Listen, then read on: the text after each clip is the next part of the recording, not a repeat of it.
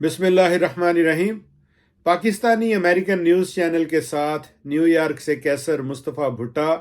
Programme कैसर मुस्तफ़ा के साथ सच जानिए। इराक और शाम के बाद अमेरिका के यमन में बराह रास्त हमले, मशरक़ वस्ता के ख़तरनाक हालात।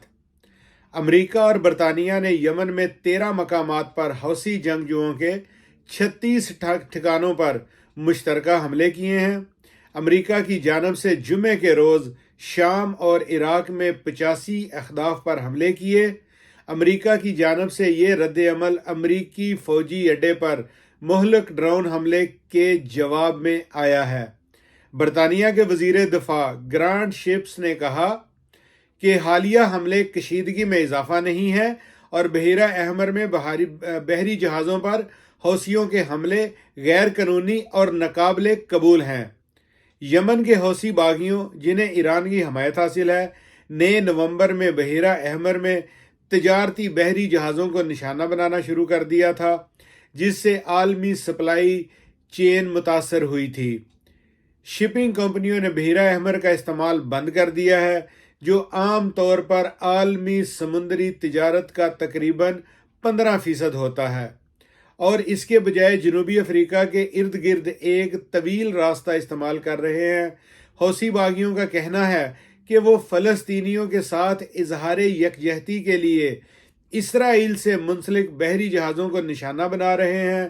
ताहम बहुत से हमला आवर बहरी जहाज़ों का इसराइल से कोई ताल्लुक नहीं है। इराक और शाम पर जुमे की रात होने वाले अमरीकी हमले मुतवक्का तौर पर इख्तियात से किए गए थे, लेकिन ये गुज़श्ता माह किए जाने वाले हमलों से कुछ आगे बढ़कर थे। ताहम ये ईरान पर बराह रास्त हमला नहीं था। वाशिंगटन का कहना है कि मशरक़ वस्ता के हालिया अदम इस्तेहकाम के पीछे ज़्यादातर ईरान की ताकत मुलव्वस रही है। क्या इसके बाद अब हिते में बड़े पैमाने पर तसादम का इम्कान ज़्यादा हो गया है, या इस सूरत हाल से निकलने का और भी तरीका है? क्योंकि अमेरिका ने इसे ख़तरनाक लम्हे से ताबीर किया है। और क्या गज़ा में जंग बंदी इस सूरत हाल से निकलने के तरीक़ों में से एक है?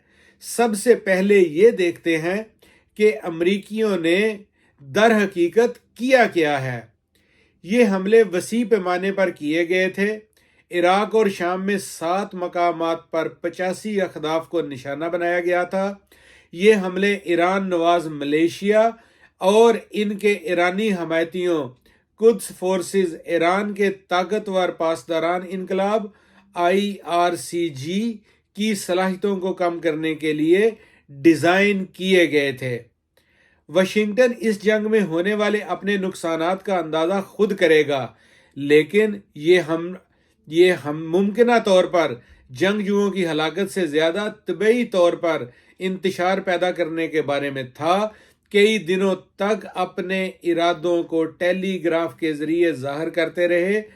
वाशिंगटन ने कुद्स फोर्स और इसके मकामी इत्तेहादियों को नुकसान वाले इलाकों से निकलने का वक़्त दिया था। इसके बावजूद वाशिंगटन ने वाज़े किया है कि वो ईरान के साथ बराह रास्त तसादम करना नहीं चाहता, लेकिन जुमे की कार्रवाई 28 जनवरी को उर्दन में 3 अमरीकी फ़ौजियों की हलाकत के बाद इसलिए हुई कि आइंदा फिर अमरीकियों को निशाना ना बनाया जा सके।